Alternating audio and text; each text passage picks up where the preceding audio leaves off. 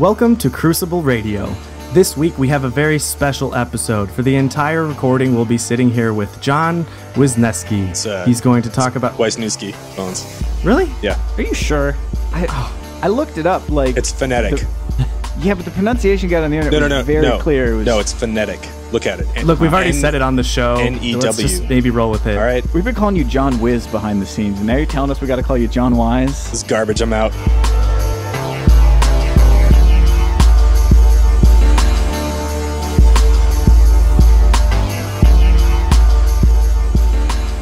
Hey, Swain. How you feeling? I think I'm doing pretty good, Birds. How you doing, Bones?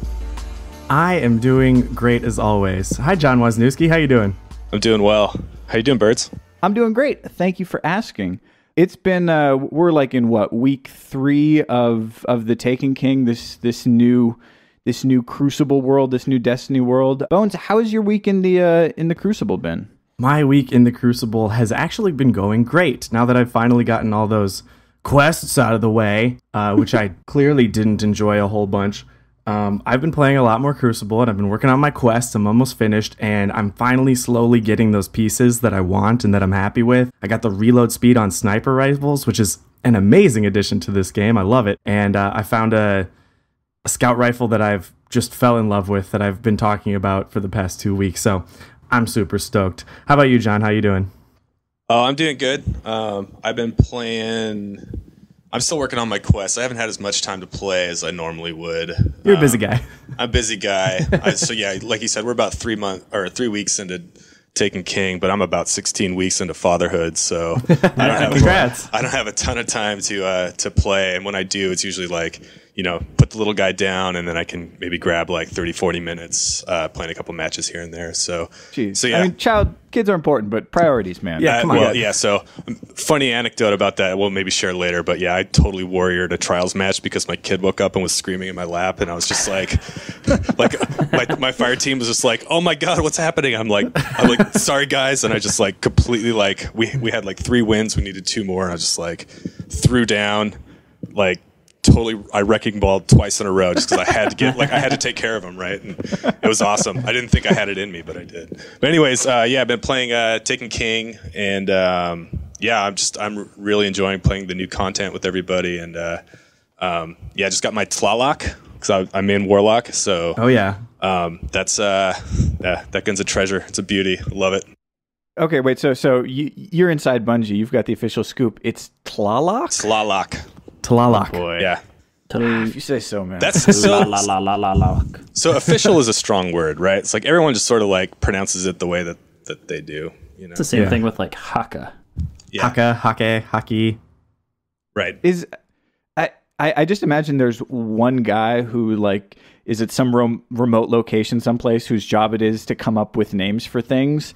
And he's got like controlling share in the company, so he gets to just decide these difficult names that everyone has to respond to. That's true, right? That's 100% true, right? No.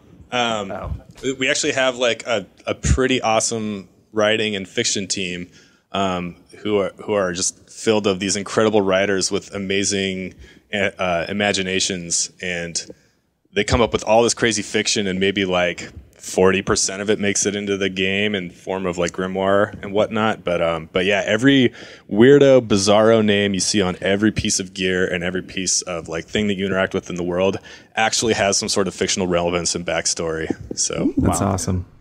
Our first exclusive. Yeah, so kind of what happens is that we design a bunch of stuff. Like I'll make weapon perks and guns and stuff, and I'll sort of like give it my designer name, like I don't know, just something really stupid and boneheady, just like like the Rage Machine or something like that. And then writing gets their hands on it, and they actually give it like a smart name. And then the funny thing is that like we've been calling it like the God Stomper or whatever for months, and then writing does their pass like right at the end, and we're like, wait, I thought this was called God Stomper. Like it just like completely messes with everybody, but then end of the day you get a bunch of really cool smart sounding names. So anyways, Swain, how you doing?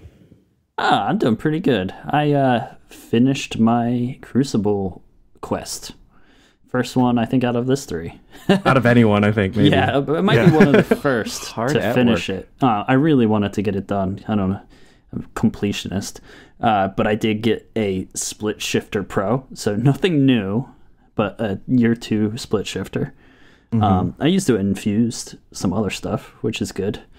But other than that, I've just been, grinding away at all sorts of quests, trying to get my exotic sword, the normal. What about you, Birds? How's your week been?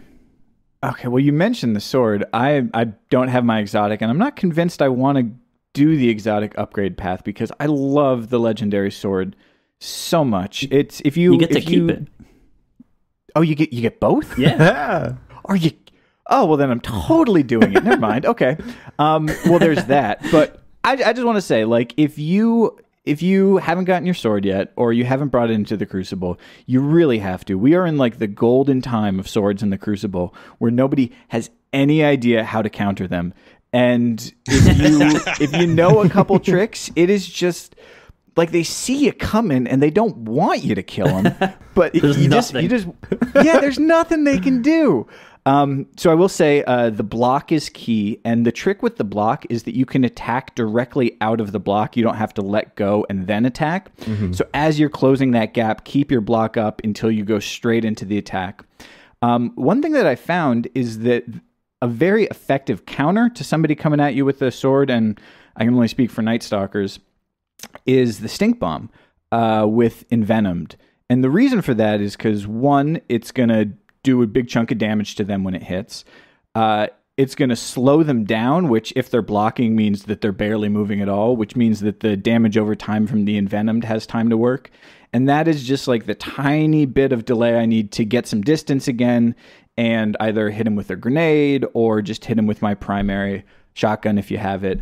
But just like unclose that gap that they've pushed in on you. So yeah, go play with your sword. It's super hilarious. And here you have an example of funny names being used for weapons before they're cleverly written. And now you have something called smoke, which is, specifically written, and we just call it stink bomb. So it works both ways. Yeah. Yeah. There's like the green stink lines coming off of it, I'm sure, coming in the next expansion. So, we should probably mention... You might want to introduce our guest here. Right? John Weisnewski, thank you for coming on the show. Welcome. My pleasure. I'm so excited that you guys had me on. So excited. Oh, we're equally, if not more. Yeah. I'm excited to have a guest on the show who's actually listened to the show before. Yeah. Only because you guys No shots fired. Only because you guys said nice things about my update. That's all. That's the only reason I listen. Yeah. Hey, bribes work. You heard it. Yeah. So tell us a little bit about just your life in gaming and how did you kind of get hooked up with Bungie and with Destiny? My background is fully out of tests. So I started as a QA tester back in 1999. And that has been my drive, my passion. That was absolutely what I was completely focused on being just a career test manager, test lead.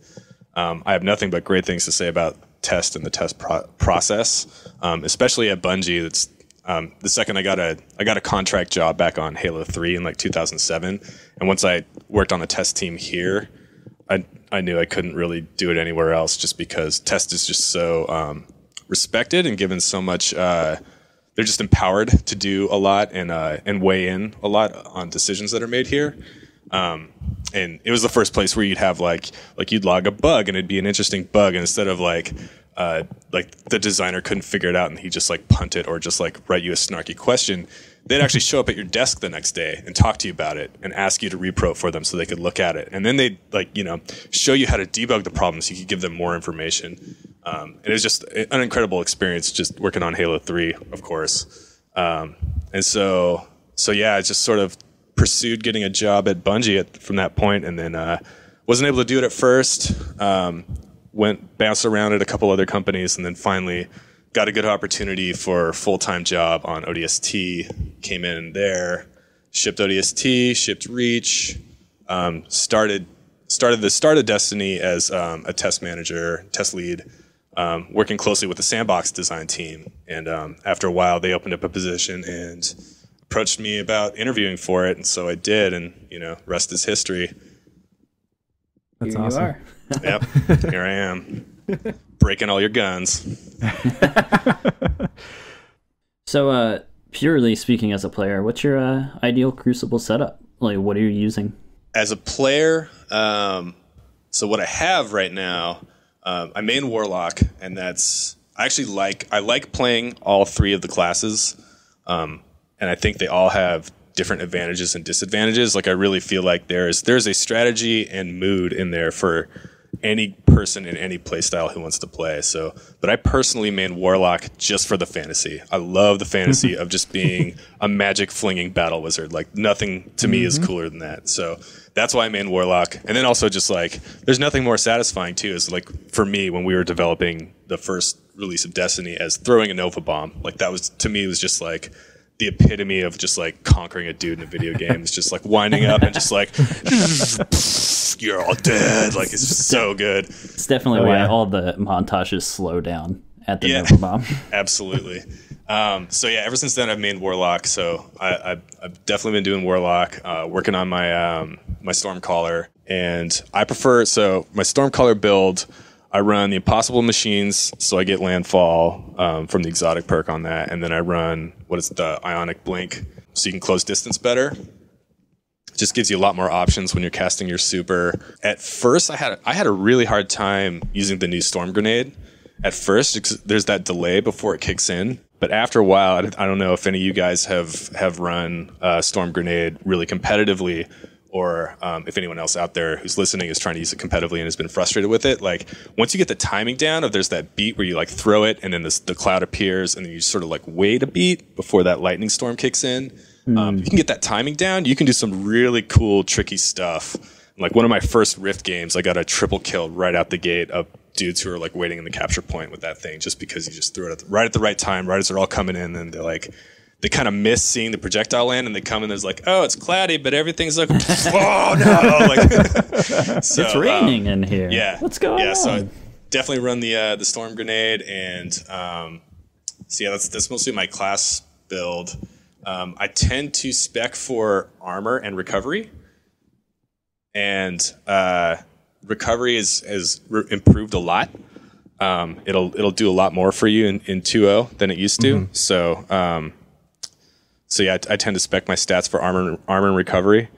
And my favorite primary from last year was Bad Juju, and I am having a hard time not using it. But like I said, I'm using Playlock right now, and it's awesome. It is.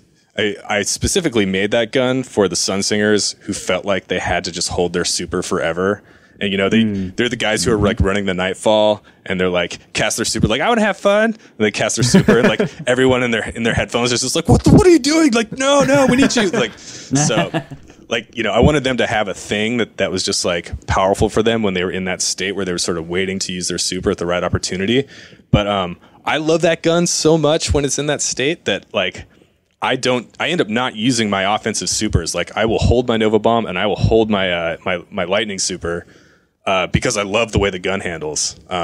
So I run that a lot. I still go back to my year one Bad Juju just because power hasn't been turned on yet in Iron Banner, so I can still use that.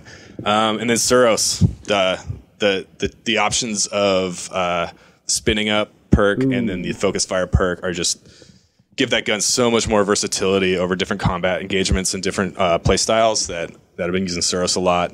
I love 2.0 Suros. Yeah, it's awesome. I am a fusion rifle and sidearm advocate. Nothing is more satisfying to me than gunning down a shotgun rusher with either one of those weapons. And then for a heavy, I tend to go rockets over machine gun. We're definitely going to come back and talk about fusions and sidearms and rockets. I'm sure. So, audience, sit tight. It's all coming. But before we go there, we got a question from a good friend of the show and Crucible scientist on the playbook, Suinak, who asks, what's a day in your life like at work? How many different hats and responsibilities do you have, and what kind of stuff are you working on now? I am working on the next big thing.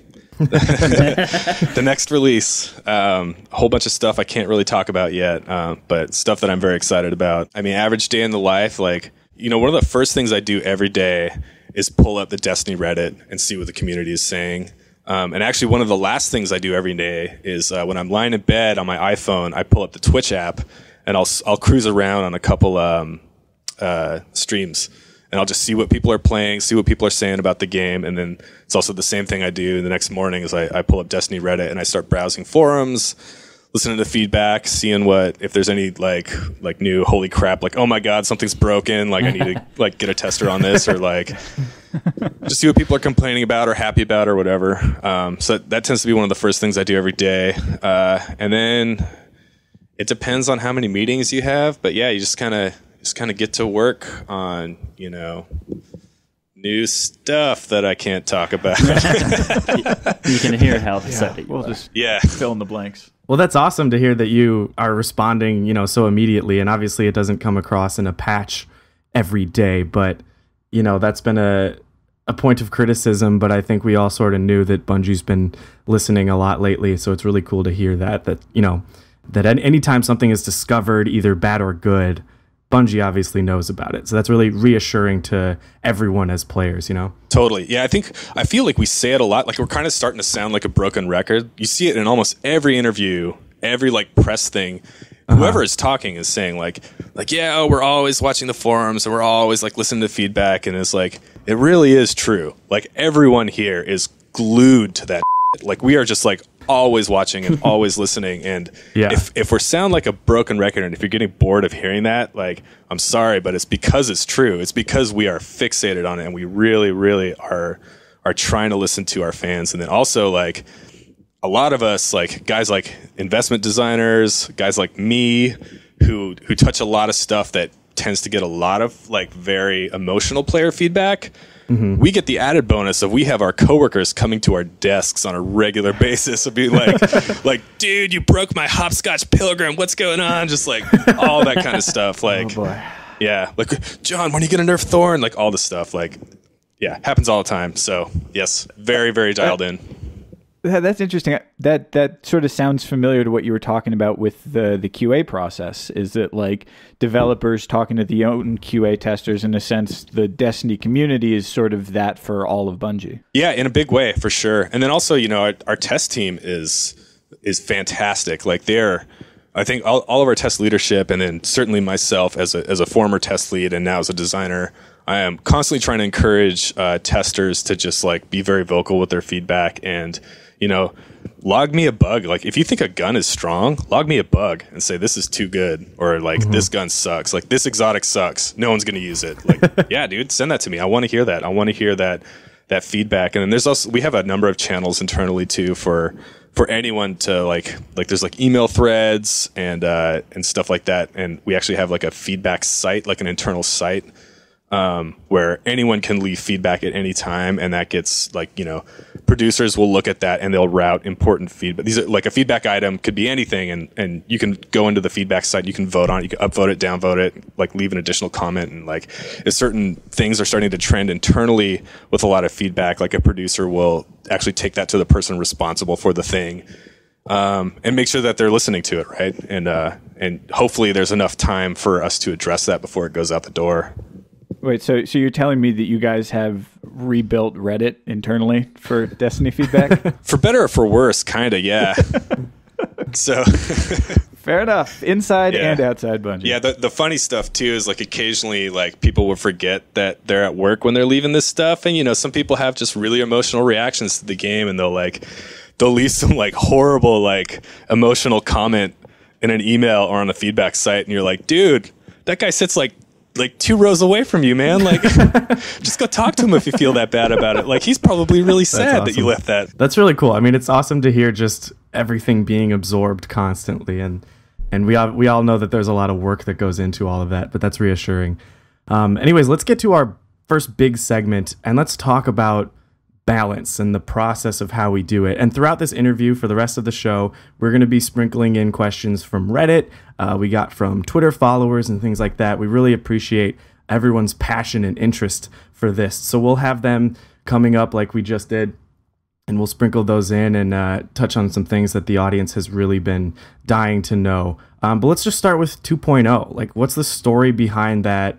There was a long stretch of time, and it had a cornucopia of awesome information to just read that first day when we got the notes. Like what all went into that entire process?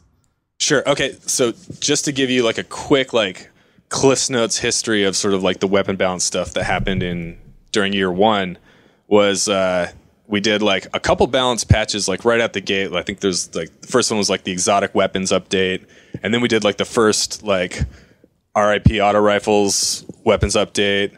And then we did a couple other like, fixing patches and stuff where we adjusted some things, and we sort of had this like pretty exciting regular cadence in the first couple months. And then I'm sure a bunch of people also remember that we broke a bunch of stuff too.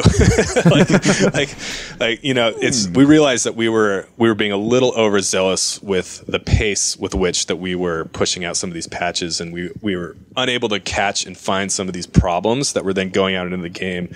So we kind of took a step back, and we're like, okay, we need to pace ourselves a little bit more, come up with a better cadence. And by the time we got to the point where we were at a good cadence, it was like pedal to the metal on House of Wolves and Taken King, and there was just no time. There's like there's no time to do like a really cohesive balance pass. And it was one of those things where it's like we wanted to do it, we absolutely wanted to do it, but if it's like change the meta for a little bit and test that and push that out, or ship House of Wolves, like which one is it going to be? Like even if I had an opinion in that, like that decision is made for me. That's right. It's just a factual part of running the studios that we need to ship these releases. So definitely not trying to make any excuses for how long it took. Like we feel really bad about that, but yeah, that's sort of why it took so long between those two. And then we just had by the time we got to the point where it's like, okay, we're gonna do this balance pass, we're gonna do it right. We had the benefit of like all these past months of player data and just like anecdotal data from us playing the game and internal play tests. And like, we had a whole bunch of stuff that we wanted to change and we were like excited about changing. So that's sort of why there was a big delay up to 2.0, and then why there was so much crammed into 2.0 as well.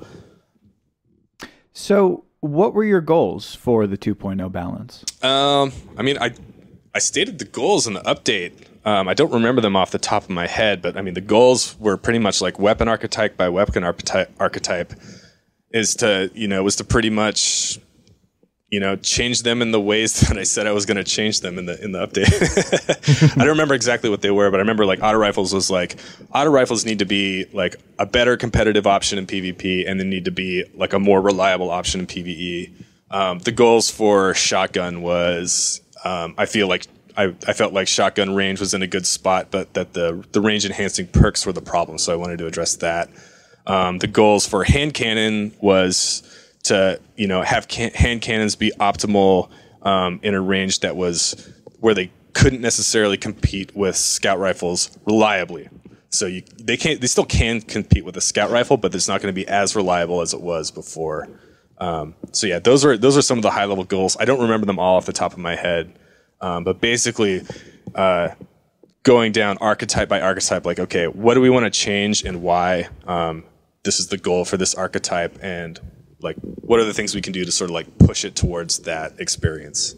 So was it a lot of, kind of responding to what was going on in the game and all the changes being reactionary, or was there a few things where you're just like, let's start fresh here, or this isn't working at all how we want? Or is it all just kind of responding to what's currently happening in the meta? I would say it was predominantly just changes that we wanted to make based on our own design intuition for how we felt the game was playing. I think a lot of times the meta reinforced that.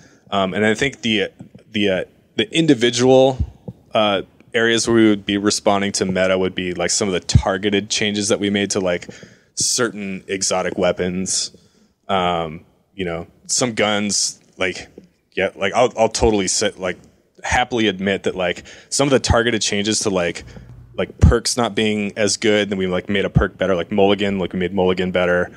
That was in response to, I was watching a streamer one night and he was complaining about Mulligan. He's like, this thing never works. It never works. Like, never take this perk. It's stupid. It's a waste of a slot. And I really thought about that and, sort of like did some more testing with that perk, like guns with that perk. And I was like, yeah, that's valid. Let's make that a little bit better.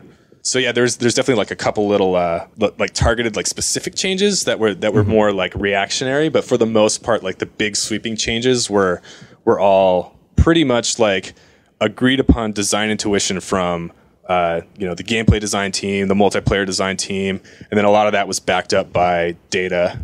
Has this process like of changing and performing your balances, like, has it changed in your time since you launched Destiny? No, I mean, we're still pretty new in the world of Destiny, so no, it hasn't changed yet. We've got a really awesome internal group of guys who gather data from the live game. Our user research team is incredible, so we get some pretty cool stats from them. So no, it's been pretty consistent so far. I think the only stuff that's changed is like in regards to data would be like, yeah, we need more data. Like, like you're showing us that like this type of weapon is really good, but you're not showing us what perks are on these guns. So maybe it's the perks that are making hand cannons so good, or maybe it's just hand cannons. Like, can you show us what perks people are running? Stuff like that. Like, we can start to ask those kind of questions and start getting a better idea of data. We have these really cool graphs where you can see the popularity of a specific weapon. So like back in the days of like the first Trials of Osiris, like Thorn and the Last Word with these like giant blobs, they're like hugely popular. But you'd also at the same time you could see the placement of the size of the dot was how popular the gun was, and then the placement on the graph was actually like how effective people were with it, right? So you could see like these big blobs that were pretty high up, right? And those were like, okay, maybe we need to do something about those. And then you'd see these other blobs that were like really big but kind of low, and like, why is everyone using that? Like, you're not doing too good with that gun, but okay. I love a good graph. Yeah, and then like the best part was like you'd see these teeny tiny dots like way high up. Like when people are running these guns, they're just like their KD is just going way up from what it normally was, and we're like maybe that's kind of cool. Leave some of those guns in there that are just super hot and super good, and only a handful of people are using them. Multi-tool. Maybe we just don't do that. And yeah, I know what some of those guns are, and I will never tell you what they are. So that brings me to an interesting point about balance, which sort of addresses some of the questions you guys had at first, which is like the act of balancing is largely massaging perception, right? You see like these popular guns that a lot of people are using to great effect or to not great effect, but if a lot of people are gravitating towards one weapon or one play style, then that asks the question, should we do something about that? Is the game going to stagnate if we just let this blob of a player experience, of a competitive experience, if we just let that blob get bigger and bigger, even if it's not actually like out of balance or doing anything good for the player, it's allowing an experience to stagnate, and like it's asking the question, like, should we move that? And is it okay to leave these things that are maybe technically out of balance, that are like really good, but the population is not gravitating towards them? Is that okay to leave those in there? So that's a very interesting part of balancing a game. And so in addition to first person shooters, I am a huge nerd for StarCraft. I love StarCraft. I watch competitive StarCraft all the time. I am complete garbage at playing StarCraft. I cannot play the game, but I watch it all the time. Like I watch pretty much every major esports StarCraft event. Like I am glued to my computer watching the stream, and I love the way that Blizzard balances StarCraft. You have these like 3 races that are very different and have very unique play styles, but are also competitive at the same time. And they make these very tiny changes that end up like totally changing the meta. And also, when they don't change things, players tend to start to develop new play styles in reaction to things that are strong. So I don't necessarily do that as part of my job, but it's definitely something I think about a lot. And it's, as a designer, I'm like fascinated by the StarCraft meta and the StarCraft balancing that they do. Yeah. So how does your blob graph look right now? Yeah, so the meeting I was in right before here was actually like looking at a bunch of these graphs and talking about like, hey, what's the state of things? Should we think about doing anything? And right now it is just noise. It is just scribbles and blobs and just like everything all over the place. And I think that's just because there's so many new guns, so many new exotics. There's all these quests that are asking people to use different things in different situations. And it's just we're in a point right now where we're still waiting for the dust to settle, and we haven't really seen any trends whatsoever. Like when 2.0 came out and the last word changed, you saw that the graph of the last word started going down, down, down, down. And then Taken King comes out, and there's the Chaperone quest, which asks you to use last word in the Crucible, and then it starts going back up, and we're like, okay, well, I guess we can't really like use that data for a little bit, like. So yeah, right now the graphs and the data are pretty noisy. Can I just say, like, the graphs that you get to work with at your job sound so much more interesting than the graphs I get to work with at my job. I'm curious to hear a little bit more about the actual process of balancing, right? Like, you have all of these subjective impressions of what people like and what's working. You have all of this data that sort of says, here's what's strong, and, you know, these metrics are looking good for this, and here are the numbers on this. But then you're actually in the sandbox, and it's time to start tweaking things. I mean, I imagine you just keep doing pass over pass. You had this phrase, plucking a few meatballs out of this massive plate of spaghetti. Yeah. Can you just sort of describe the process of how you take these ideas and turn it into actual concrete changes that we see?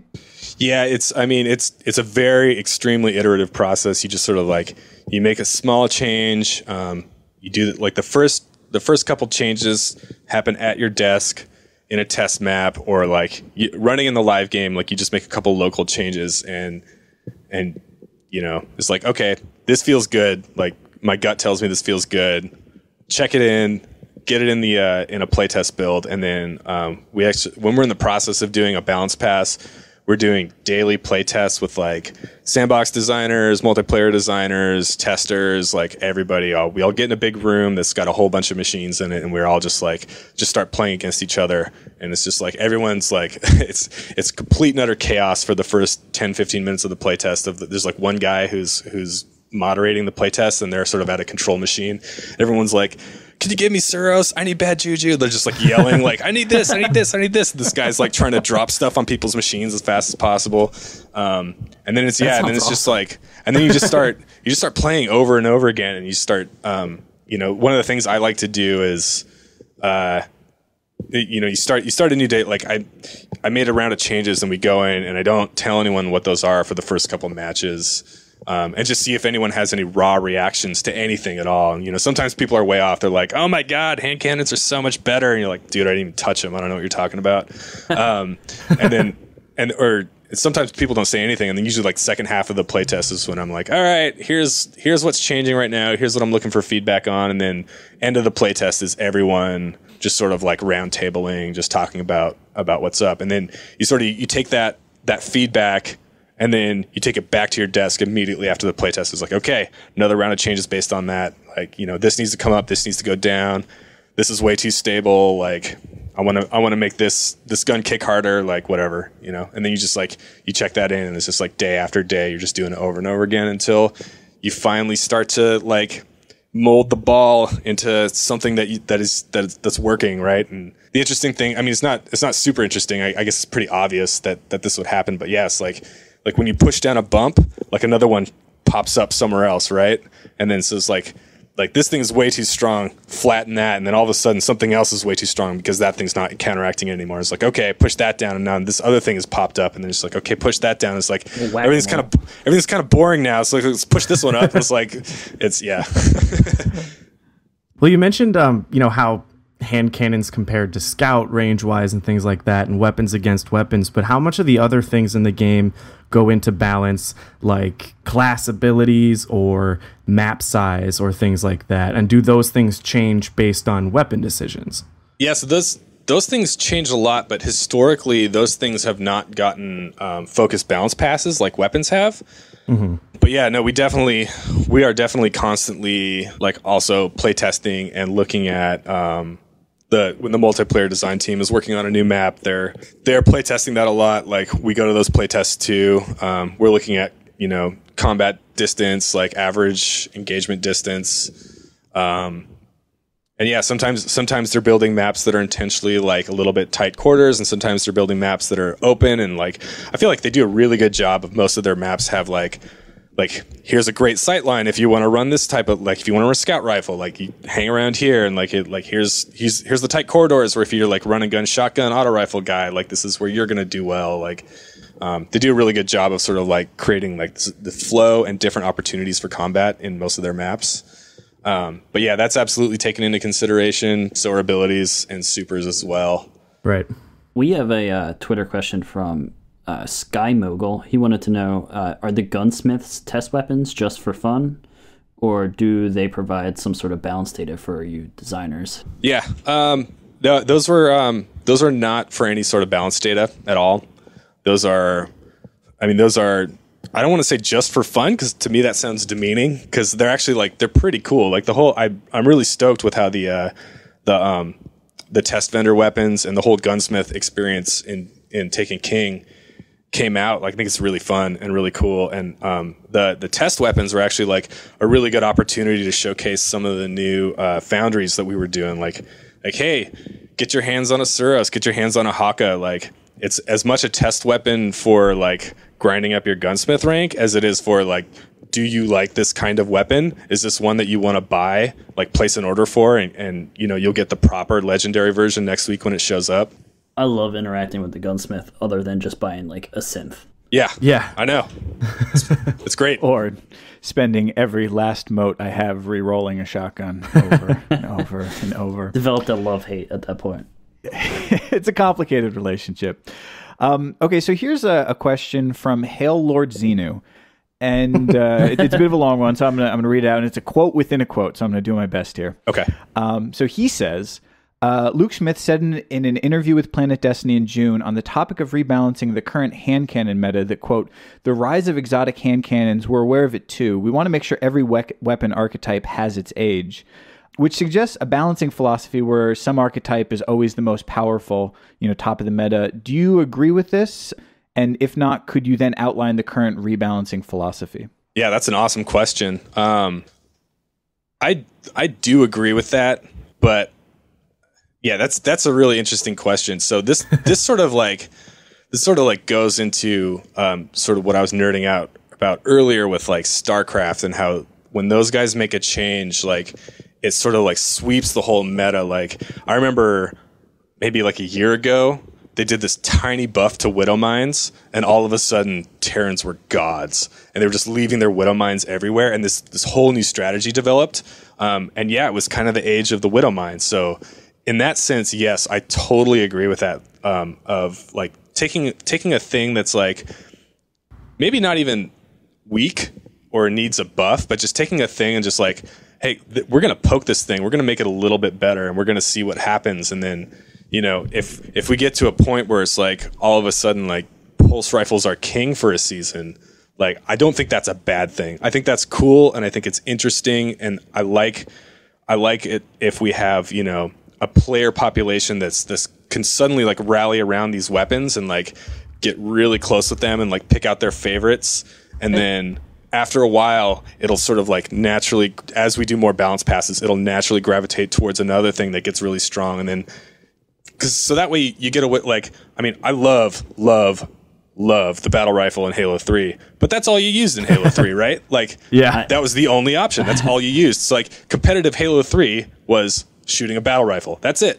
And it's, it wasn't a bad experience. Like the battle rifle was great, but it's like at the same time, like, wouldn't it be cool if you're constantly shifting sort of your optimal tool for killing is always like every few months is different, and you're next time we do a pass, you're like all of a sudden like, oh my god, I need to find the best scout rifle because scout rifles are great right now, and then it's like the next time it's like, oh my god, hand cannons are back, I need to go get my hand cannons again. Like to me that's really exciting to have the meta shift like that. And I think players, even though like initially when you move away from something, they're furious. Usually, but I think no. I like that it creates like memories. It's like, oh, I remember like using Vex, and I remember using this. It's nice. Yeah. I think from a player perspective, I have to agree with that too, because while I understand the complaint, and we don't want hand cannons to be the go-to gun for a year, but it's really exciting to have a different era and to have to adapt, because I mean that's the key to getting better in a lot of ways, is just adapting to what is powerful. And you know, I haven't followed StarCraft recently, but I just remember back in the day when Hellions were super strong, the little flame spitting cars. Oh yeah. And I think obviously Blizzard knew, wow, these are crazy, these are overpowered, and it wasn't going to be forever, but there was this fun month or 2 months where every professional player had to go, okay, cool, do I embrace Hellions as a Terran player, or do I just have to figure out how to stop this? And for a while, for a good month or two, that was like an exciting element to the game. So yeah, you know, balance is permitting that there are seasons and not, you know, we don't want all of Destiny to be hand cannons. But it is exciting to be like, I got to get my hands on this, or I got to figure out a way to stop it if I don't have one. And that's fun. Totally. Yeah. And I mean, one of the reasons I love your guys' podcast is because you guys take the Crucible so seriously. Like, you take your player skill so seriously. I've never heard people talk about their KD ratio like you guys talk about your KD ratio, right? It's like mostly when I talk to guys, like even really competitive guys, they're just like, yeah, you know, I just want to show up and shoot dudes, right? Like you guys really take your skills seriously, and I think with a shifting meta like that, it's only going to make players better, right? Like, you're just going to get better at using different things, and you're going to be better at.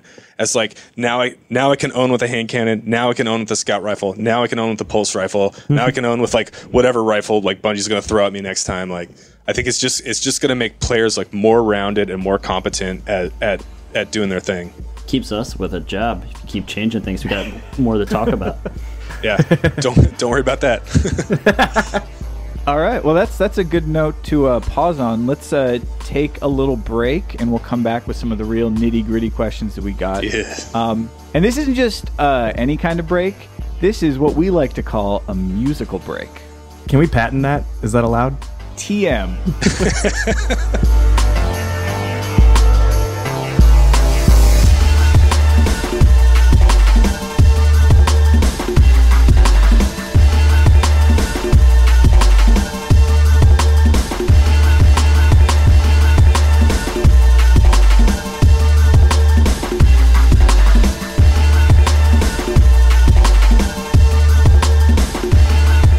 So I just got finished saying that we as players don't want hand cannons to reign supreme forever, but then I realized I got killed by Thorn like less than an hour ago. So I guess I was wrong about that, but keep doing your thing, Thorn user.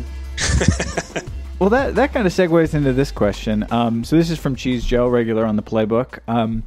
After a full month since the rebalancing patch, what do you think is working really well? And conversely, what weapons do you think might need some further tweaking? So I definitely think auto rifles seem to be back. People are definitely using them. I see them a lot. I'm using them to effect. I mean, that was pretty obvious. Like, we gave them pretty healthy buff. So yeah, that seemed to work well. What was the second part? What do you think needs some more tweaking? Nothing. It's good. We're good. End of interview. All right. Thanks. This has been Crucible Radio. So definitely, I mean, that absolutely segues into the number one thing that I got questions about / have been harassed about since 2.0 came out, which is shotgun lethality in PvP. And that is absolutely something that still needs work.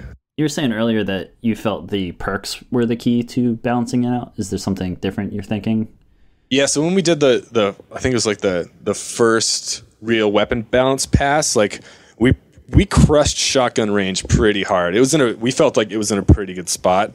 And then all of a sudden, a month later, you could reforge all your guns and get whatever perks you want. So a bunch of really awesome, fantastic streamers that I have nothing but respect for told the world to get shot package. So now every single shotgun you encounter has a high range stat and basically some sort of like range enhancing perk. And they basically like this sort of like, I mean, it is a pretty organic thing. Like, it's really cool to see this happen. But basically like this whole like reforged like popularity thing has basically like the players have redefined my changes, right? Like I made some changes to shotgun range, but the players completely circumvented that and did their own thing. And as a result, those players are still very effective regardless of the work that I put in. And a lot of other players get really frustrated about it, that they're still getting killed at a range that they think is unfair for the weapon archetype. So, like I said earlier, doing a balance pass is about managing perception. And right now the perception is that, shotguns still have way too much range. So that's absolutely something that we're going to be looking at really closely, really soon, actually. I think it's a pretty reasonable stance to say, okay, well, if you get the perfect roll on a shotgun, you've got a range that's a little unreasonable. I think there's a lot of people who kind of want to punish shotguns, like shotguns have been too good for too long, so now they have to be terrible for a while. And I kind of liked where it ended up in this 2.0 balance patch, where it's like, yeah, shotguns are good, but everything else is kind of good too now. I mean, we don't have to sort of balance it that far. So I'll be like, Bird said they were good, so I'm not going to do anything. Is that cool? Can I say that? Yeah, sure. Yep, sorry, I'm guys. okay with that. All right. It's happened. Deal with it. Yeah. So shotguns, they do have their range up close. And what was interesting was to see auto rifles have sort of been given a big boost in that range as well. So when you're designing a balance where you've got a primary weapon and a secondary weapon that kind of should be competitive, I mean, how is that supposed to shake out? I mean, a shotgun, if everything lines up right, can be a one-hit kill. But I mean, should an auto be able to effectively counter that? Should the secondary win because ammo is such a restriction? I mean, how do you start thinking about a problem like that? Yeah, that's actually a great question. There's a couple things that go into that. So in the sandbox design pod, when it comes to some of these like weapon behaviors and like super behaviors, we kind of talk about them like there's contracts, like not literal contracts, but sort of like as a player of a contemporary action game shooter, there are certain contracts that you sort of expect from the game, right? One of those contracts is if I have a sniper rifle and I line it up on some guy's head and I shoot him in the head, he's dead, right? Like it sucks in a competitive shooter game when that doesn't happen. Precision headshots should do more damage than other headshots. Like that's sort of like a current contemporary contract that most players expect. And another one of those is if I have a shotgun and I stick it in your belly close range and pull the trigger, you're dead. Like that's part of the gameplay of a shotgun. We could change that if we wanted to, but I don't think that's something that we want to do. And I think most players like shotguns because they have that sort of that gameplay hook of like, yeah, if I can close on you, if I can get really, really uncomfortably close, I got you. I won. Like that's my special weapon, and sort of like embodies like the spirit of a special weapon. Like they're made for special circumstances, right? Like shotgun is made for the guys who feel like, I'm good at closing, I can rush, or I'm going to spec for agility and just go really fast. Sniper rifles are made for the guys who trust their shooting skill, they trust their thumb skill, and they want to hang back. Or man, sometimes some of the best snipers don't even hang back. They're just like, they're in the shit with everyone else, just getting these amazing headshots, like welcome to my montage, like just like completely dominating, right? So yeah, the special weapons are sort of made for those special scenarios where yeah, like if you have the advantage in this special situation, you are likely going to win. And then the primaries they also have, roles, but they're meant to be a little bit more like, I don't know, what's the right word? Like not global, but they just have a little bit more utility, and they're meant to be less like of the, like I conquer in this scenario because I did the thing that speaks to this weapon. So there's a little bit of like yeah, the shotgun kind of should win if the guy gets really close, but also like skill plays into it a lot. So like if you have a really skilled guy with an auto rifle who's got really good thumb skill, and he can shoot you down before you get close, like that's also something that we want to encourage. So yeah, there's a little bit of like a skill gameplay happening there as well. Are you finding that these like year one reforged perks are kind of throwing a wrench into a lot of stuff? Yes, they are. It's mostly the shotgun. Are you excited for when they're all out of luck when they go into trials? Yeah, I mean that is going to be really interesting. So I mean, trials absolutely shines a very, very awesome microscope on the meta. It did, like when Trials first came out, like that was when players started complaining about Last Word and Thorn. Like up until then, like those guns were strong, but you didn't see the community up in arms about it, right? And then you have a game mode like Trials, which is ultra competitive, and like when you lose, it matters. It fucking matters when you die. And so you get really upset at why you died, and players start to analyze like what could I have done? Like, you know, how did that guy win? Like, how did he kill me? And if they're seeing the same gun over and over again, then they start getting pretty upset about it. So yeah, I think yeah, when Trials comes out, that's absolutely going to provide a lot more clarity on the data for sure.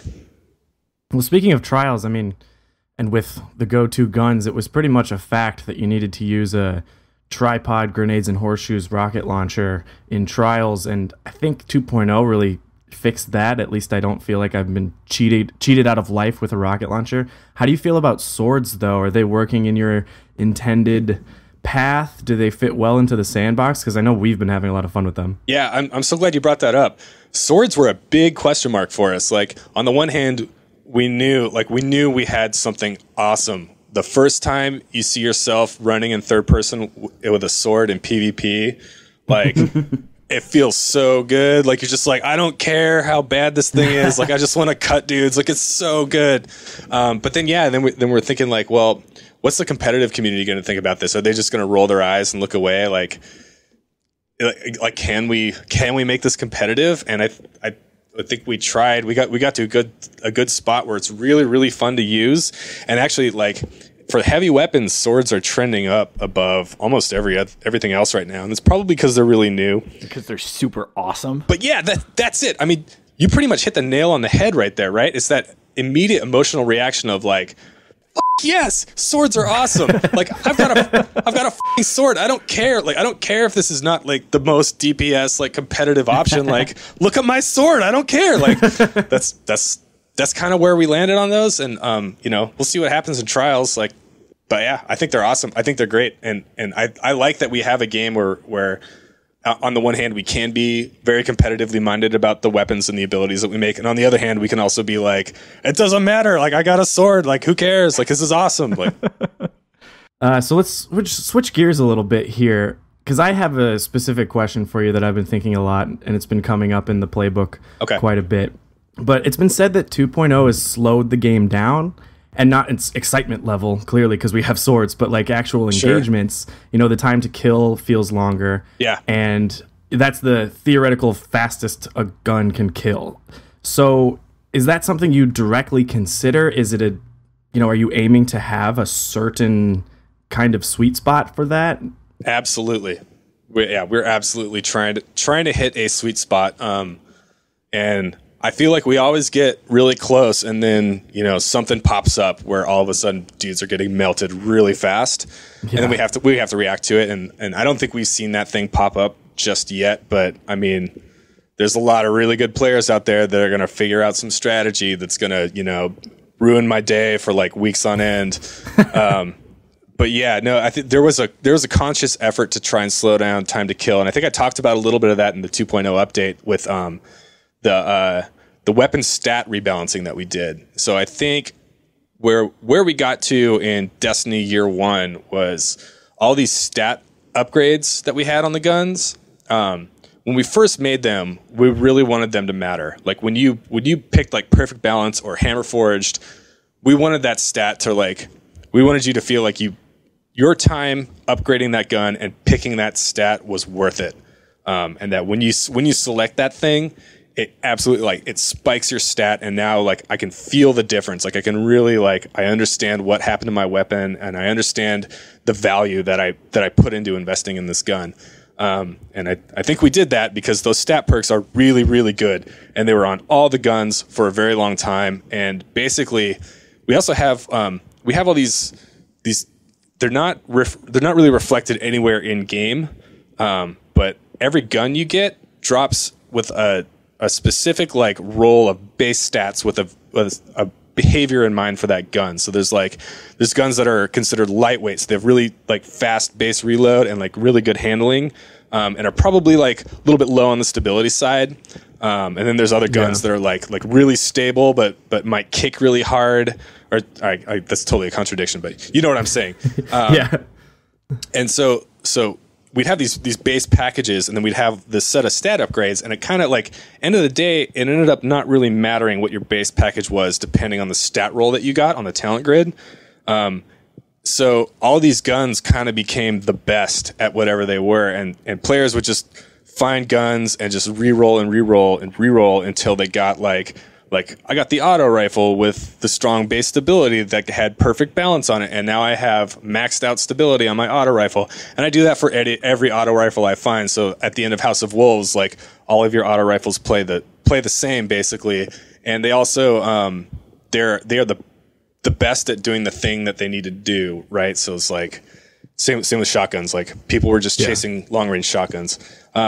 And so I think that ended up inflating time to kill in a way that we literally could not have tested in the development of Destiny 1. Like that's the kind of thing where it took like a couple releases and a couple hundred guns just out there in the wild and in our hands as players too, to realize it's like, okay, those choices that we made a while ago in development ended up sort of creating this ripple effect where like all of our guns are really, really strong. So yeah, the stat perk rebalancing that we did where like you can get a small upgrade that helps but doesn't really drastically change the behavior of your gun, or you can get like a really significant upgrade that asks you to remove some other stats as well. I think that helps keep the whole system in check a little bit. And I think it brings down the global time to kill because if your auto rifle isn't super stable, then you're not going to be landing every single shot while you burst fire on a guy.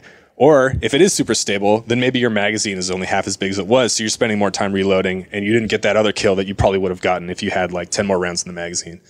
So yeah, that's my hope, is that those changes directly affected time to kill. But it's like I said earlier, we made some decisions in D1. I call it D1, like first year of Destiny. We made some decisions there that ended up affecting time to kill like way down the road. So who knows what's going to happen now? Right. You talk to some of the Crucible scientists. We've all seen X-Troopers spreadsheet. That's like the be-all, end-all spreadsheet. And time to kill is really at the center of that. And I think that's really because sort of outside of Bungie, that's the only thing we can kind of reliably calculate. Because we know how fast a gun shoots. We know how much damage it does. Okay, multiply, fill in the blanks. Right. But that doesn't take into account the fact that, like, in the real world, people shoot back at you. And so I have to think, like, TTK is a part of it, but what other kind of metrics do you use for determining how good a gun is? That's a really tough question to answer. I think good is a very relative term there. And if you could see like the quote marks I was making around good as I said it, just violent both hand quote marks. Waving your arms up and down. So I want all the guns to be good in a certain way. Like when we set out to make, basically when you're combining a loot-driven investment game and then like a fast-paced action game, which by the way is really fucking hard to do. So just so you know, when you're combining those two things, like when we're looking at the competitive game space, at the PvP game space, you can't do the thing that like Diablo can do and World of Warcraft can do, where it's just like, and then this one is just better because it's higher level. It does more damage, right? So it's just like, and then your game is just getting the better gun that you can kill the rest of the guys with faster. It's like you can't do that. Like for the PvP game space, we need to turn off or reduce that power difference, and we need to create options. And that's sort of what we tried to do with all the different base guns. So I like to think that all the guns are good for a certain play style, or for a certain personality type, or for a certain way that somebody likes to play, and that the interesting perk rolls that happen like tend to reinforce a certain type of gun, or they create new opportunities for a gun where it didn't have them before in the base stats. I feel like the whole mess of like all the atoms and elements that went into the weapons helps them all be good in their own special way. So as a avid sniper, and I used to be really big into hand cannons too, I'm finding, yeah, it used to be. I love pulse rifles now. Until someone broke them. It's okay. You can say it. You can say it, man. It's all your fault. It's all your fault. But the biggest issue I'm finding in Taken King is flinching. Because in the real world, people shoot back, obviously, but with auto rifles and fast firing pulses, like back on top, how do you incorporate like flinch? Because they cause a lot when it comes to like slower weapons. Yeah, so it's sort of a balancing act. Like so much of the sandbox design team, what we do with everything for like guns, explosions, abilities, throwing a grenade, like swinging a melee punch, is all about just like you guys would laugh if you saw the amount of time that any sandbox designer spends like dialing in a camera shake for the stupidest little thing. Like it is ridiculous. Like I think I spent 2 full days, like uninterrupted 2 full days on the scout rifle camera kick when you shoot.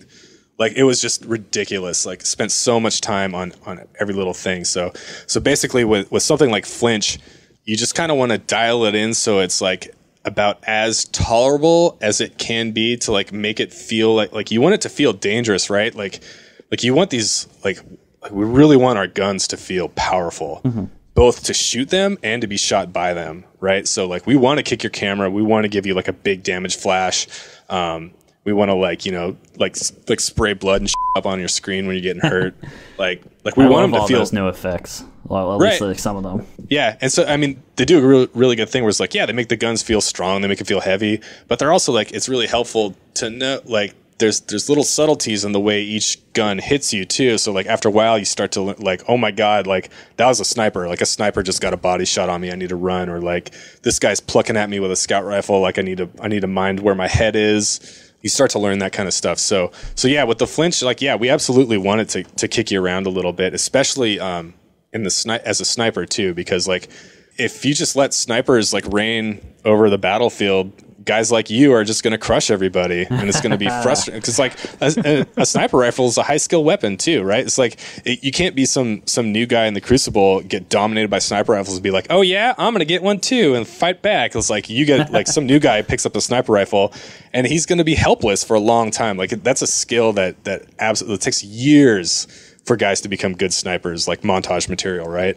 So yeah, I mean, we want it to kick. Like if you see that glint on the horizon, and like it's like I don't even want to fight you. I just want to get to cover. Like I want that guy to be able to put up a couple shots, knock you off your aim, be able to contest a little bit. And I can attest as your victim, I have been shot many times, like trying to strafe into cover while putting shots on the guy. So yeah, it is absolutely intentional that's going to kick you hard.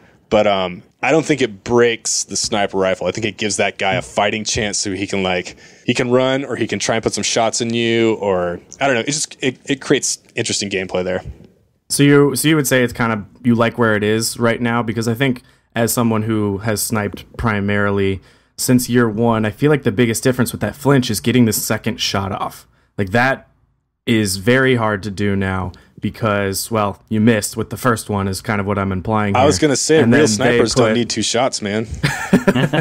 Touche. But I also have a very good strategy where I pop them with the body and flip out to my scout. So it's a valid tool. But are you happy where it is right now? Are you happy that like a pulse can kind of stagger someone from what relatively at a sniper distance, if there is a sniper distance in Destiny? Sure. Yeah, I will say I'm happy with where it is, but I don't think it's perfect. Like it's something that we'll always be looking at. Gotcha. There's part of my brain that understands what you're saying, and I agree with the logic of it, and it's sound. I don't like it. I like having snipers be easy mode with all the aim assist, but I get it, and I'm gonna deal with it. Okay. Here's a question from Prodigy, and he's friend of the show, Crucible scientist, and he's really getting to the heart of it. What do accuracy, target acquisition, and aim assist mean for the actual performance of a gun? What exact behaviors will a gun perform differently when aiming and firing with more or less of each of these? Specifically, how does the Sandbox team modify these behaviors to balance guns? Yeah, I read this one on the forum. I'm like equal parts nervous and excited to talk about this. That's this is like he does that to you. This, like I'm putting on the glasses and the nerd hat. If anyone wants to go like make a sandwich real quick and come back, like yeah, this is a juicy one. So if you leave, we might learn where the sleeper simulant is. So that's just I know. Leave at your own risk. I know. It's it's actually it's in the wave files of my voice right now. Get to work. Okay, so basically, all of those things that he is asking about are buried in the range stat. So your range stat does a lot for your gun that a lot of players probably don't realize it does. So, imagination hat time. Everybody put on your imagination hats. Boop. Your range can be visualized. We actually have debugging tools to look at it in game, but your range can be visualized as a cone that radiates out of the barrel of your gun. So, the better your range, the further that cone goes out, and the narrower it is, if that makes sense. Mm-hmm. Within that cone, we define all the things that define aim assist, your accuracy, and it is like also the more like commonly understood range things like your damage fall off, start, and stop. And sort of like how soon we start helping you with that stuff, and then how soon we drop off and just say you're out of range with this gun. Like you can't do anything with it. So accuracy is part of the range cone, and we have basically two concepts of accuracy. We have your initial accuracy and we have your final accuracy.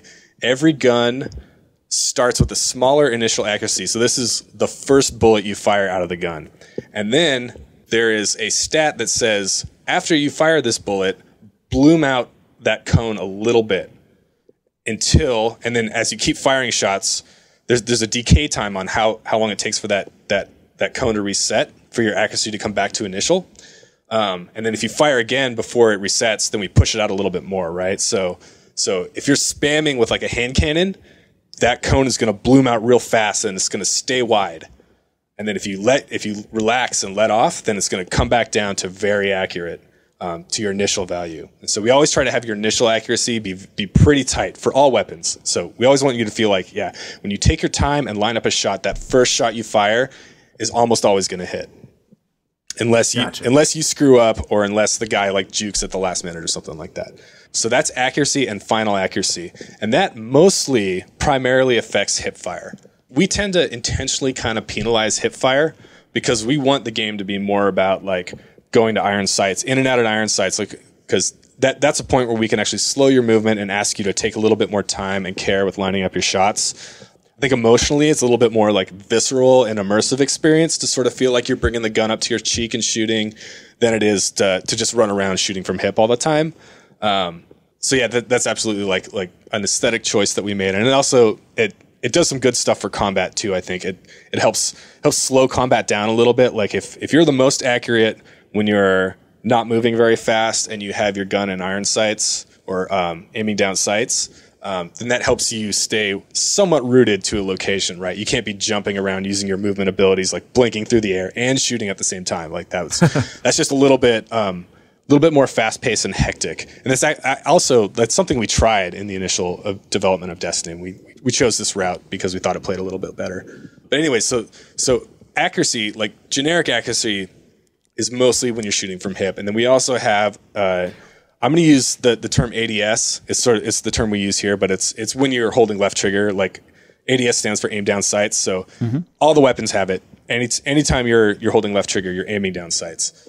We have a different accuracy stat for that. And it basically works the same way, but the bloom is like super clamped and it's pretty tight because again, we're asking players to slow down a little bit, take your time aiming your shots, and that's how we're rewarding your precision is when you're going into the aim down sights mode. So we don't penalize it that much, right? So your accuracy bonuses are mostly going to be from hip.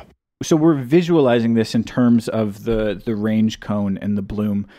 Do I guess sort of all of those different accuracy variables, are those tied to the range stat? Are they independent variables? Are they tied to specific archetypes? Is every gun a little bit different? Yes. The answer, yeah. It's a yes. It's really complex, but yeah, every weapon archetype basically has a band of accuracy values that exist within a band of range values that all exist on a big script spreadsheet that I have control over. And, and so basically when you have a weapon that is like, range stat 40, whatever, I'll just pick a value that looks it up on this sheet and it says, okay, for range value 40, you get this. And then, so I define the upper band and the lower band and every step in the middle, for each weapon archetype. So each weapon archetype has this big sheet of this, basically the stat and what it, how it affects your weapon. Does that make sense? Yeah. Okay. So yeah, the answer to all your questions is yes. Like all that stuff is incorporated. To quickly divert a little bit, some feedback we get a lot, and this is something I totally have sympathy for the players, is that people feel like we're too vague with a lot of our stats and how they're helping players and what they mean. And some of that is intentional, because if we showed you everything, it would just be like, it'd play like a different game. It'd basically be a numbers game. And that's not what we want. Like there's a point where we're asking players to trust us a little bit. Like we've boiled up a whole bunch of stuff that work with your range stat, and we're presenting it to you as range. We're asking you to care about range, and we're asking you to trust us that we're gonna make that play good, right? And we're gonna make that stat matter. But at the same time, like there are also some technical limitations on our part too. Like if you think about the tooltip, when you hover over an exotic weapon, all the information we show you what type of weapon it is. We show you the icon. We show you like a handful of stats. We show you the perks. We have like some lore. We have like the name of the gun, the damage type. Like there's just so much crap that we have to cram in that little window that you can't be throwing more numbers. Wait, you don't want to tag 20 more numbers onto that, please? Well, so I do. Like I'm like the weapons designer guy, like with my hand up in the corner, like, hey, can I please add accuracy to this? And like all the other guys are like, no, like, do you see all this stuff we have to show players? Beautiful. And I'm like, why would you ruin it? Yeah, yeah. So yeah, there's a little bit of like presentation limitations that we have there, and just general like memory limitations too. Just like there's only so much that the game can handle that we throw in the UI before it just tells us to go away. So for us though, when we look at it, we should see that range stat as not just, a number for the gun that says range. That is range as modified by the accuracy values, all these different things. We can sort of see that as a composite in that final range bar that we get shown. Correct. Oh my God, you do not understand how many people's minds you are blowing right now. Oh man, so many people happy right now. I keep checking to make sure we're recording.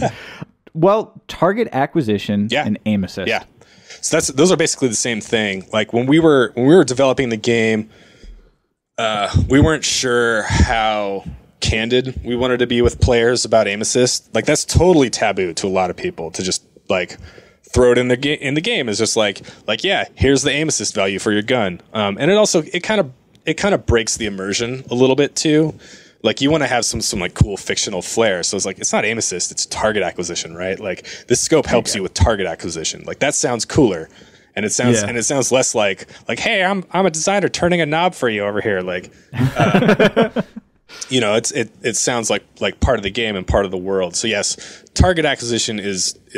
I think most of the internet has figured this out already. It is directly the thing that is the aim assist setting in your range bar. So remember that range is like one big, huge bar that is like one big, giant number of a stat, but there's a whole bunch of little things in there, and that we've made a couple little perks, like anything that affects accuracy, anything that affects target acquisition can actually like touch that little part of the range bar independent of the range stat itself. So we've made a couple perks and we've occasionally like scopes and stuff that give you a slight bonus to your target acquisition, which is your aim assist.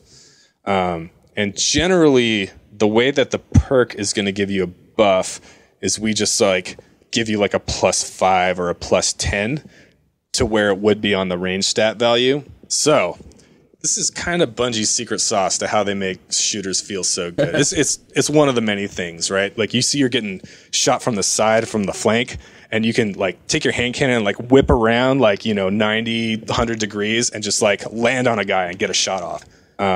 So yeah, if your range is higher, your aim assist is going to be better. There's a point where we we can define optimum range or optimal range, and then there's a point where we can say, okay, we'll start fall off here, and then you're at the end of your cone is like way out here. Any target that is within the fall off to the end is going to get sort of the less than optimal experience. And so this speaks to one of the auto rifle changes that we made a while ago, and the thing that we did for 2.0 that was like for us as developers was really exciting was we pulled damage fall off out of range. And so one of the reasons that auto rifles got hit so hard was because we wanted to bring initially before 2.0 we wanted to bring the effective range of auto rifles in and have damage fall off start a lot sooner. But to do that, we had to bring in the entire range stat way in, and it didn't feel good. Like you get to these like sort of like medium to long range encounters with the auto rifle, and like it's really hard to like just even land a shot and hit a guy. And when you were, it was doing like 2 or 3 points of damage. And this is not long range encounters. Like this is like, you know, like what we would mostly consider like a medium range encounter. And so like I basically was in the position where I had to make a call on like if we were gonna, because auto rifles started out really strong. They were way too strong, and we wanted to bring them down a little bit, right? And it was like we can either leave the damage high and pull the range way in, but make these long range encounters like kind of suck, and basically make it feel useless if you were trying to compete at like scout like long pulse rifle range to scout rifle range, or we could leave the range intact and just turn down the base damage. And that was the option that I went for end of the day, because I think I said this in the patch notes too. I wanted to preserve the feeling of building a stable pulse rifle, like when you were finding a good gun and building that stat package that like perfectly like sets up this like dream auto. I think it's a pulse rifle earlier, but this dream auto rifle that is like super stable and you're able to hit targets at long range. Like it feels really good when you can do these long range encounters with an assault rifle and land those shots. I didn't want to remove that from the game, and I thought the better thing to do was just pull down the base damage. That ended up having a pretty significant impact on the meta. Like people just abandoned auto rifles after that. So. That's a big reason why we wanted to bring them back up in 2.0. I think this really explains, like, there is so much that goes into your weapon rebalancing, and it's not an easy on and off switch. Like, people are definitely, after listening to this, are going to understand that, like, nerfing this or, like, bringing down that is not going to take, like, a weekend. We're not going to be able to turn it off and on. I don't know, I man. feel like it's a great. That's not what I read on the internet. I read it's pretty easy. So well, you have that switch you can flip that makes Thorn not good anymore and punishes everyone who's ever used a Fellwinter. So why aren't you turning the switch? You got the key. Explain yourself. Turn the key. I'm supposed to be a host on this show, but I've never listened so well. Yeah. No, but I mean, this is one of the reasons I was so excited to come on this show, because like, you know, I read the feedback on the forums and I get these like horrific messages to my personal Twitter account, right? Thick skin. And I want nothing more than to be able to talk to each one of these guys on the level that I talk to you guys, that I'm talking to you guys about this stuff right now. And it's not because I'm trying to like make a pity case for myself or just be like, oh, look how hard my job is. Look how smart I am that I have to deal with all this stuff. It's more like I just want to kind of like shine a light on just like all the moving parts that are going on here. And you can't do that on Facebook. You can't do that on a message board. You can't do that on Twitter. Like you need to have can't do it on a weekly update. Yeah. It's like you need to have a back and forth conversation where you can just like take the time to just like dig into the guts of like how all this stuff works. That's why I call it a plate of spaghetti, man. It's just like, it's this huge pile of nonsense, and you just sort of like have to like put it together and make a game fun. It's hard, but it's awesome. I need like a moment to process all of that. I'll definitely be listening to that a few times. I think you really did, you know, just open a doorway for a lot of people to just go exploring. You know, I don't think anyone's gonna, you know, suddenly find the magic trick to beating Destiny and being the best. Yeah. And that's not like what we want, and that's not what those Crucible scientists want, but it's fun for the people who put so much passion and so much love and so much math into this game. Yeah. It's like frightening to me how much math people can, you know, just make up and put onto a Reddit post. So that's really satisfying. Yeah, but, and I'm so bad at math too. Like I probably shouldn't say that, but man, I was like when I got into games as a career and I realized how much math you had to do, I was just like, oh man, really? Like I just want to play video games. Come on. Well, let's move away from the aim assist, because that is, more than we can even absorb at this current moment. But we have a few more questions from Twitter and Reddit if you want to answer some of those. Yeah. Okay, cool. All right, I have this one.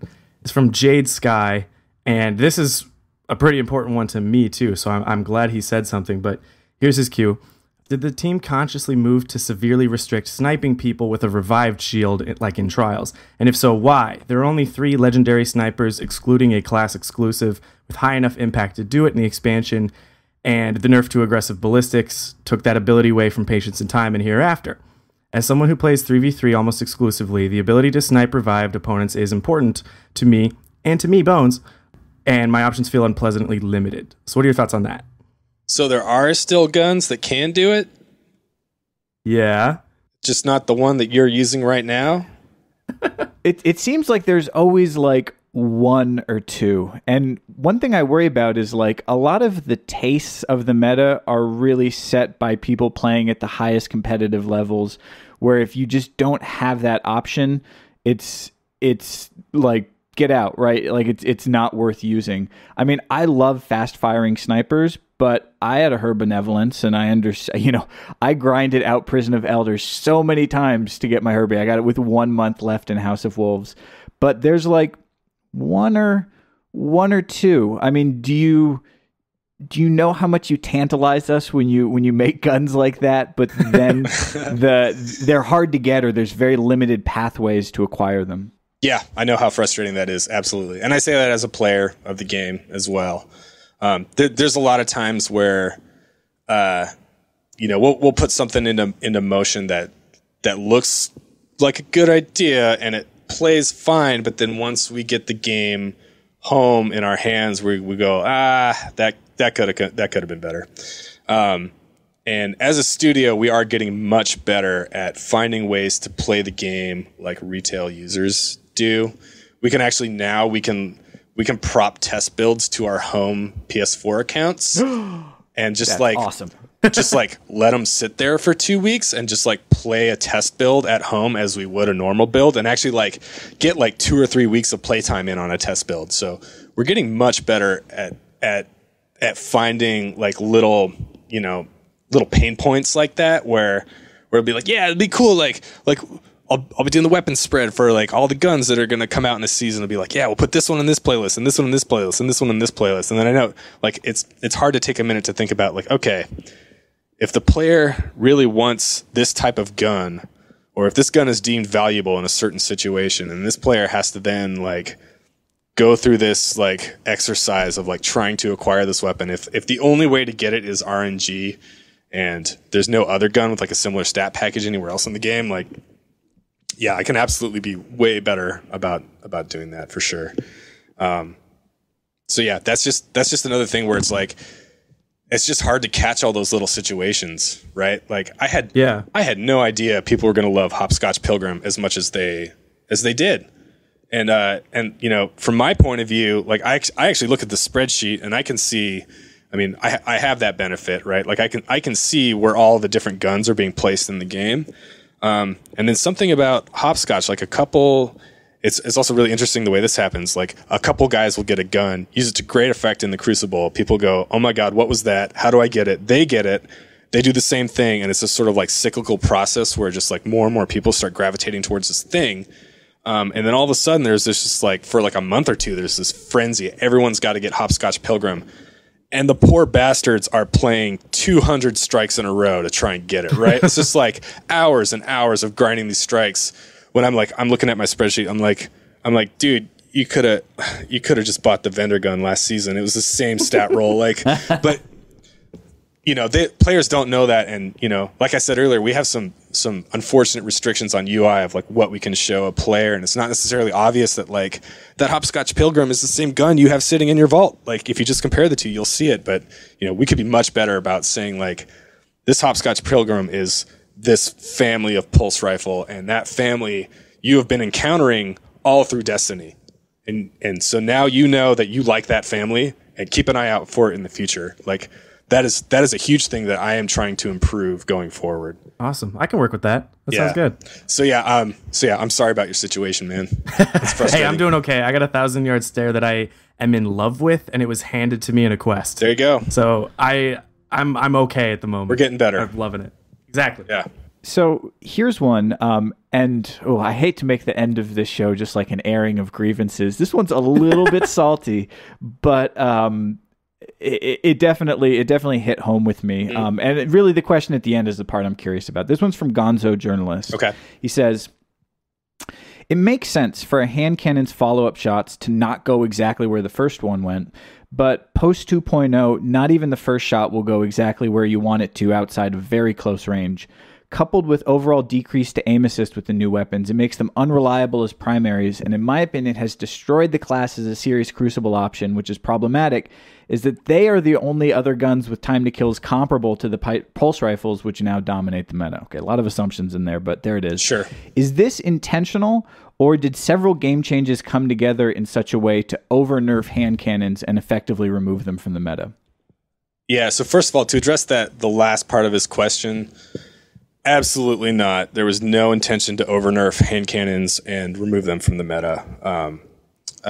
The intention was, as stated in the patch notes, was to make hand cannons dominant at close to medium range for players who trust their thumb skill, but have them start to lose effectiveness when you start competing at long range with pulse rifles and long range with scout rifles.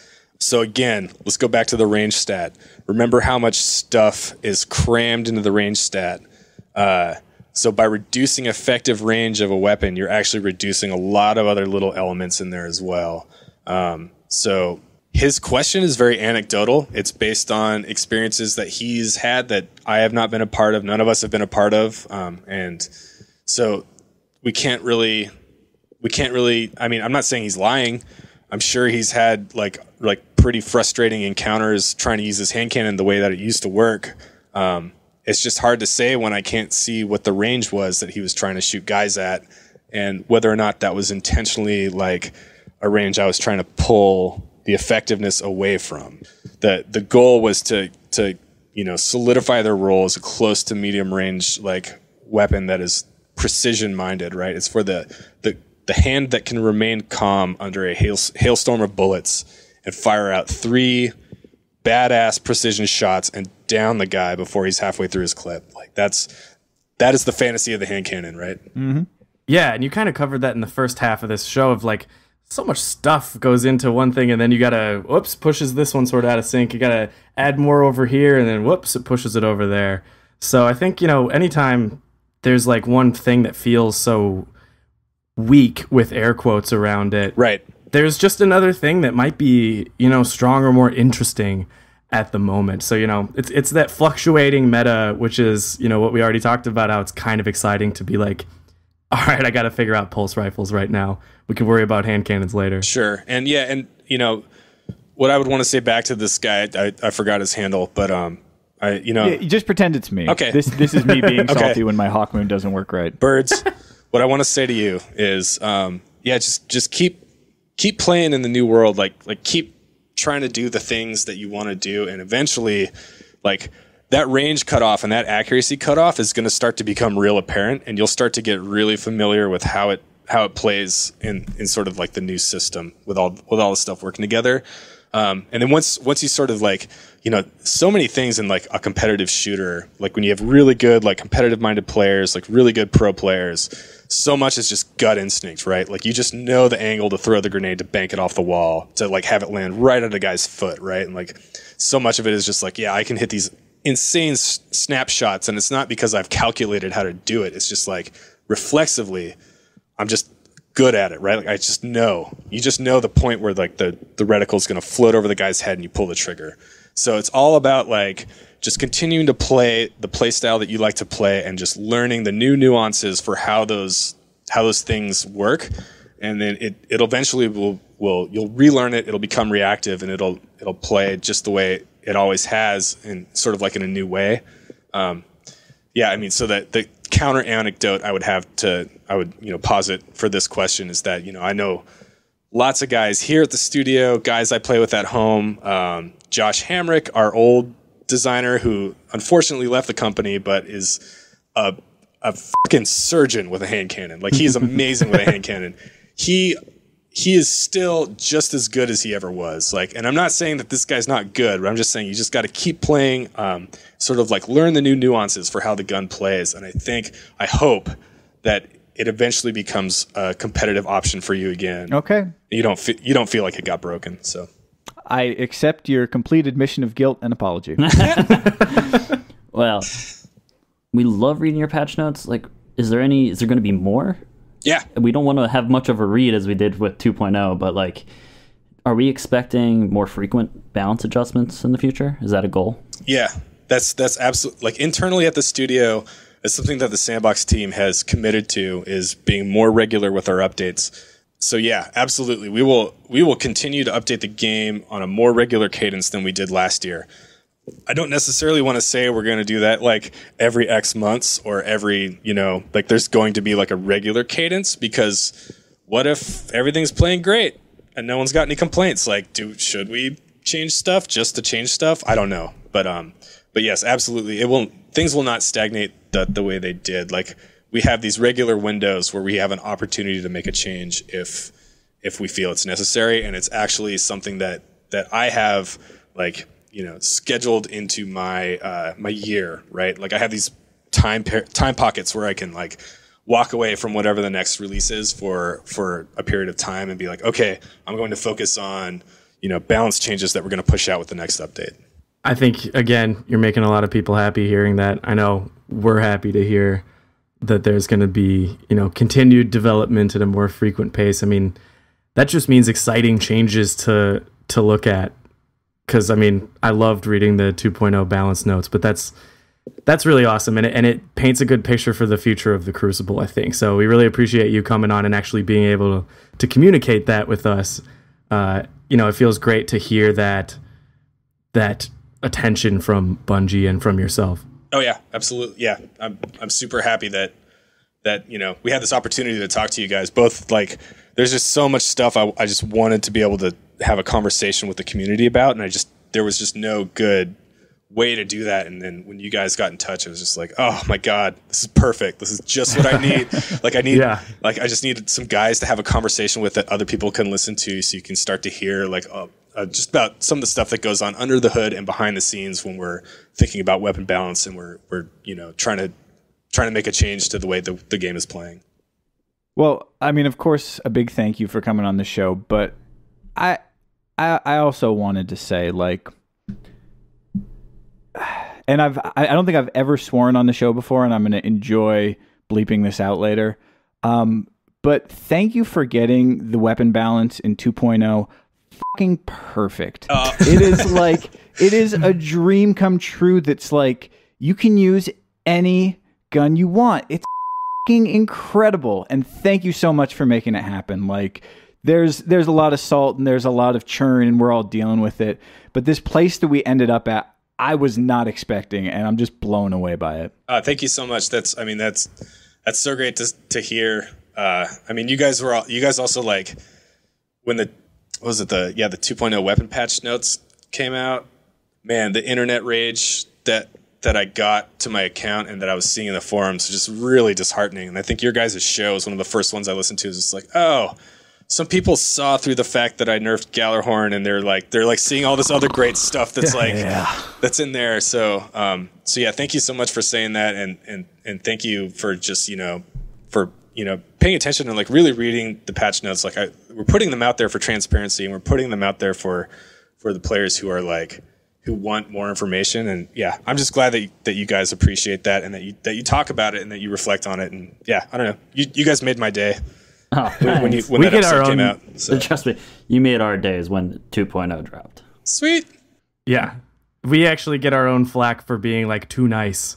Like, oh, you guys just love the Crucible. But it's like, yeah, we do. We love it. And it just got better. It's more fun. I mean, I play Destiny so much now, and it's not just because I have a new raid. I mean, literally the Crucible is so fun, and I get to keep looking up at my kill feed with the weapon that killed me and go, whoa, I don't even know what that says. Yeah. I've never heard of that. Yeah. And it's not Fellwinter's, it's not Thorn, but you know what? If you want to keep killing me with those, I'll probably get over it. It's just fun, and these balances are just like like it's literally saying like, guess what's going to be fun on September 8th, Sure. 2015. And it was so cool to just have that to look forward to.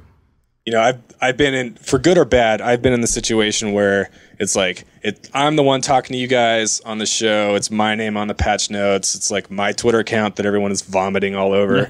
But there is a team of extremely amazing badasses that are working with me on all this stuff. Like almost none of these changes or things that come about are just me, right? Like there's like the Sandbox team is very team oriented.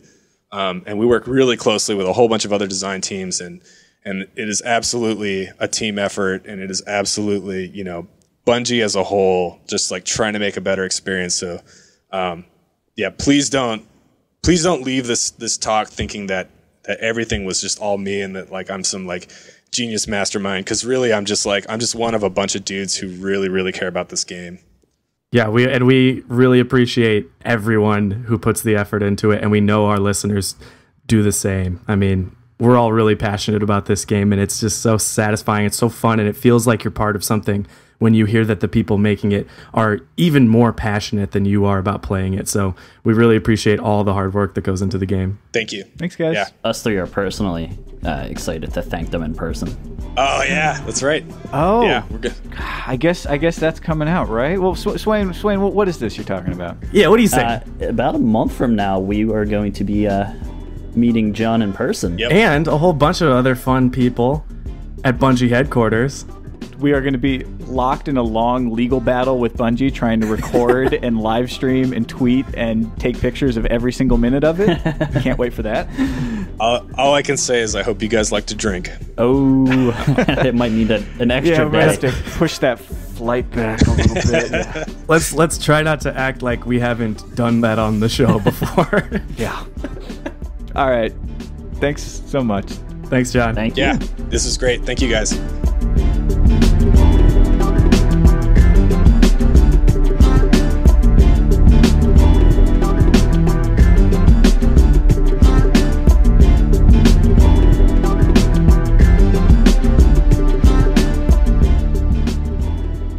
As always, guys, you can find us everywhere on the internet, Twitter, Facebook.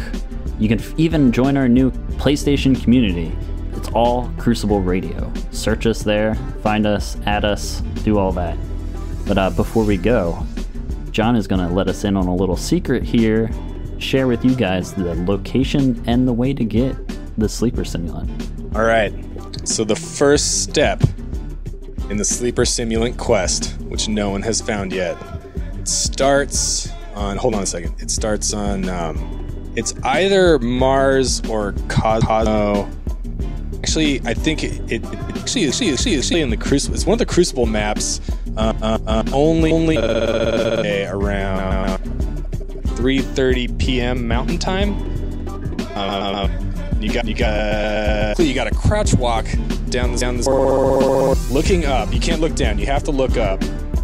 And to be half charging your fusion rifle the whole time, like burp. The ram. Sure.